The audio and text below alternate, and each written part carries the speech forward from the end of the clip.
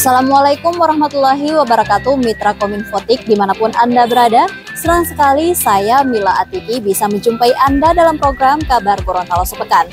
Program ini kami hadirkan khusus untuk Anda sebagai media informasi pemerintah Provinsi Gorontalo selama sepekan.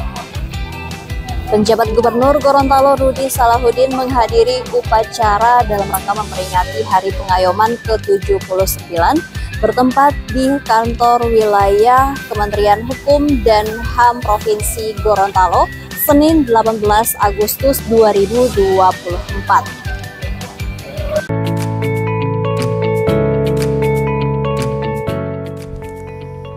Sebanyak 701 narapidana di Provinsi Gorontalo mendapatkan remisi kemerdekaan bertepatan dengan hari ulang tahun ke-79 Republik Indonesia, Sabtu 17 Agustus 2024. Remisi diserahkan simbolis oleh PJ Gubernur Gorontalo Rudy Salahuddin di Lapas Perempuan kelas 3 di Kecamatan Limboto, Kabupaten Gorontalo. Warga binaan di Lapas kelas 2A Kota Gorontalo menjadi yang terbanyak mendapatkan remisi dengan jumlah 384 napi, disusul Lapas kelas 2B Pohuwato dan Lapas kelas 2B Bualemo, masing-masing 157 dan 107 napi. Lapas Perempuan kelas 3 43 napi dan LPKA kelas 2 Gorontalo 10 napi. Dari 701 remisi yang diberikan, ada 18 orang yang mendapatkan remisi umum 2 atau langsung bebas. Sementara sisanya 683 napi mendapatkan remisi umum 1 atau pengurangan masa tahanan. Remisi umum 1 termasuk untuk 10 anak binaan di LPKA kelas 2 Gorontalo. PJ Gubernur Rudy saat membacakan sambutan Menkumham RI Yasona Lauli mengungkapkan, pemberian remisi bukan semata-mata diberikan secara sukarela oleh pemerintah, namun bentuk apresiasi dan penghargaan bagi warga binaan yang sungguh-sungguh mengikuti program pembinaan di lembaga pemasyarakatan. Ia berharap bagi 18 napi yang dinyatakan bebas hari ini dapat kembali ke masyarakat dengan sikap dan semangat baru, menunjukkan kepribadian yang lebih baik di tengah-tengah masyarakat. Juga sebagai momentum dalam rangka menumbuh kembangkan nilai-nilai persatuan, kepahlawanan, keperintisan, dan kesetiakawanan sosial. Oleh karena itu, nilai kepahlawanan sejatinya tidak akan pernah usang atau lekang di makan zaman, karena pada setiap waktu dapat diimplementasikan dan direvitalisasi dari generasi ke generasi sepanjang masa sesuai perkembangan zaman. Acara penyerahan remisi bagi napi berlangsung meriah. Warga binaan perempuan menyambut PJ Gubernur dengan tari-tarian. Ada juga penyerahan cenderamata karya warga binaan dari Kepala Kanwil Kumham Provinsi Gorontalo Pagar Butar-Butar kepada PJ Gubernur Rudy. Provinsi Gorontalo siap menjadi tuan rumah Pransaka Nasional di tahun 2025. Hal ini diungkapkan Ketua Kuarda Gorontalo Sofyan Puhi pada apel besar Gerakan Pramuka ke-63 bertempat di lapangan Alun-Alun Bone Bolango, Selasa 20 Agustus 2024.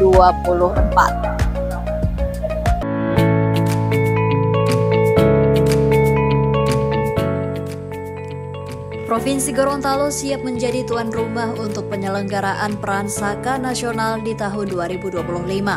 Hal ini diungkapkan Ketua Kuartir Daerah Gorontalo Sofyan Puhi pada apel besar Gerakan Pramuka ke-63 tingkat Kuarda Gerakan Pramuka Gorontalo tahun 2024 yang dirangkaikan dengan pembukaan kemah bela negara di lapangan Alun-Alun Bone Bolango Selasa 20 Agustus 2024.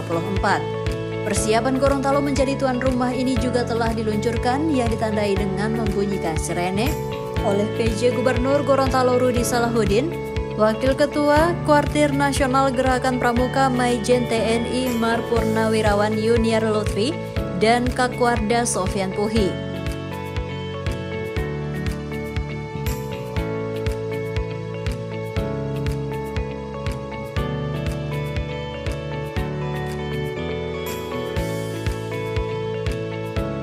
Pransaka adalah perkemahan antar satuan karya pramuka, baik penegak dan pandega yang menjadi anggota di dalamnya, serta diselenggarakan oleh kuartir di wilayahnya. Gorontalo telah ditunjuk dalam Musyawarah Nasional ke-11 yang dilaksanakan di Banda Aceh pada bulan Desember tahun 2023 lalu.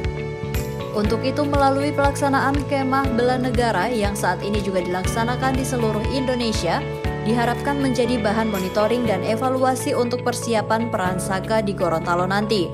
Ketua Panitia Kemah Bela Negara itu juga meyakini Gorontalo layak untuk jadi pelaksana kegiatan pramuka berskala nasional itu. Kemah Bela Negara dilaksanakan dalam rangka memperingati Hari Proklamasi ke-79 sebagai penyemangat generasi muda untuk semakin mencintai NKRI. Kegiatan yang akan berlangsung hingga pada tanggal 25 Agustus 2024. Program Go to School Angkatan 2 tahun 2024 yang diinisiasi Tim Penggerak Pemberdayaan Kesejahteraan Keluarga atau TPPKK Provinsi Gorontalo resmi berakhir. Penutupan program yang diikuti 4 sekolah SMA sederajat sekabupaten kota itu ditutup PJ Gubernur Rudi Salahuddin Kamis 22 Agustus 2024 bertempat di halaman Rujab Gubernur Gorontalo. Di tempat yang sama, Ketua TPPKK Provinsi Gorontalo Juwiati Kencana Subroto menyampaikan program inovasi ini merupakan wujud kepedulian tim penggerak PKK terhadap generasi muda, khususnya dalam hal pendidikan agama, penanaman budi pekerti luhur, serta kesiapan menghadapi tantangan zaman di era globalisasi saat ini. Program Go to School tahun ini dilaksanakan di 4 SMA sederajat, yaitu SMA Negeri 1 Kabila, SMA Negeri 1 Telaga, SMK Negeri 1 Kota Gorontalo, dan SMK Negeri 3 Kota Gorontalo. Berbeda dengan pelaksanaan tahun 2023 yang hanya 12 kali pertemuan, Go to School tahun ini dilaksanakan kurang lebih sebanyak 16 kali pertemuan di waktu 4 bulan. Penutupan program PKK Go to School Angkatan 2 itu juga dirangkaikan dengan pengumuman lomba-lomba yang diselenggarakan selama program berlangsung. Di antaranya lomba presentasi, lomba penyusunan resum pengalamanku, dan lomba ranking 1. Sebagai penutup disampaikan pula juara umum sebagai sekolah terbaik yang menjadi peserta dan diraih oleh SMA Negeri 1 Kabila. Hebat, dan ini harus kalian lanjutkan, gitu ya. Setelah kalian sukses nanti jangan lupa untuk kembali berkontribusi kepada Gorontalo. Banyak orang Gorontalo yang hebat, tapi mereka hanya berkontribusi di Jakarta dan tidak mau kembali lagi ke Gorontalo. Nah, ini yang kita harapkan dari adik-adik, nantinya kontribusi kepada Provinsi Gorontalo, sehingga Provinsi Gorontalo ini bisa jauh lebih maju dari sekarang. PJ Gubernur Gorontalo Rudi Salahuddin menyerahkan Ranperda Perubahan APBD tahun anggaran 2024 ke DPRD pada rapat paripurna ke-152 Senin 19 Agustus 2024. Penjabat Gubernur Gorontalo Rudi Salahuddin menyerahkan rancangan peraturan daerah tentang perubahan APBD tahun anggaran 2024 ke DPRD. Ranperda tersebut diserahkan pada rapat paripurna ke-152 di ruang sidang DPRD Provinsi Gorontalo Senin 19 Agustus 2024. Ranperda perubahan APBD 2024 secara garis besar didasari oleh 4 pertimbangan. Pertama yaitu penyesuaian pendapatan asli daerah dengan adanya kenaikan target retribusi pada pelayanan di Rumah Sakit Umum Daerah Hasri Ainun Habibie sebesar 13,3 miliar rupiah. Kedua, evaluasi terhadap pelaksanaan dan penyerapan anggaran belanja operasional, belanja modal, belanja tidak terduga, serta belanja transfer. Pertimbangan ketiga yaitu penyesuaian siapa hasil audit lupa tahun 2023 oleh BPKRI. Sementara pertimbangan terakhir menyangkut pendanaan program kegiatan operasional dan teknis pada setiap organisasi perangkat daerah. Atas dasar pertimbangan tersebut, maka struktur APBD pada Ranperda Perubahan 2024 yakni total pendapatan daerah mengalami kenaikan 0,74% dari semula 1,892 triliun rupiah menjadi 1,906 triliun rupiah.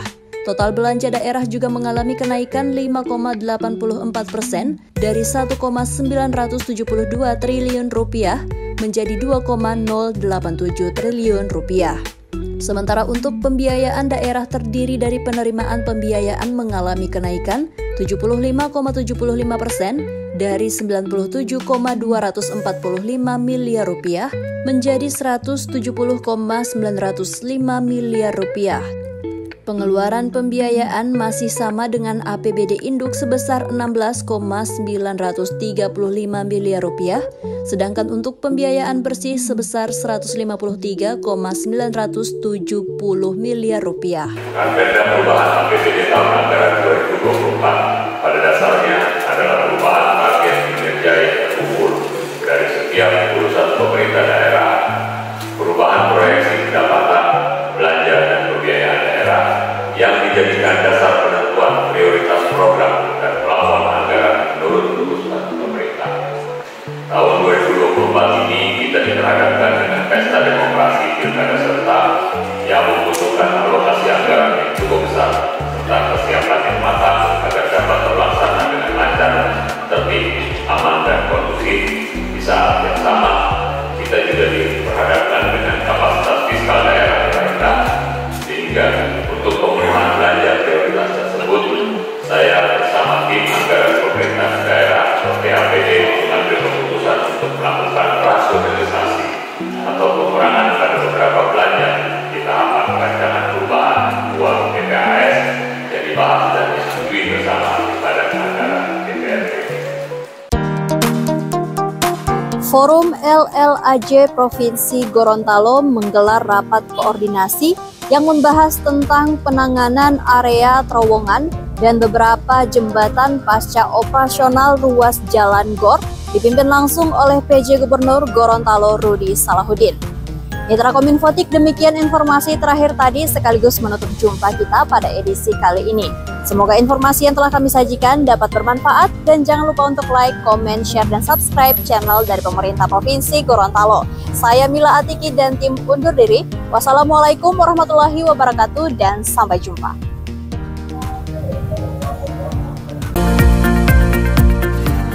Forum Lalu Lintas dan Angkutan Jalan atau LLAJ Provinsi Gorontalo menggelar rapat koordinasi yang membahas tentang solusi penanganan area terowongan dan beberapa jembatan pasca operasional ruas Jalan Gorontalo Outer Ring Road atau GOR. Rakor ini dipimpin langsung penjabat Gubernur Rudi Salahuddin, didampingi oleh Sekretaris Daerah Provinsi Gorontalo Sofyan Ibrahim, serta Dirlantas Polda Gorontalo Kombes Pol Mario Kristi Panca Sakti Siregar, bertempat di Aula Rujab Gubernur Rabu 14 Agustus 2024. Pada sambutannya, Rudi menyebut masih banyak yang menyalahgunakan penggunaan jalan GOR, mulai dari parkir sembarangan, pedagang kaki lima yang berjualan di area yang tidak semestinya, sampah yang berserakan, hingga hewan ternak yang terkadang berkeliaran di ruas jalan sehingga mengganggu para pengendara bermotor. Hal ini kemudian diminta PJ Rudi untuk menjadi atensi bersama.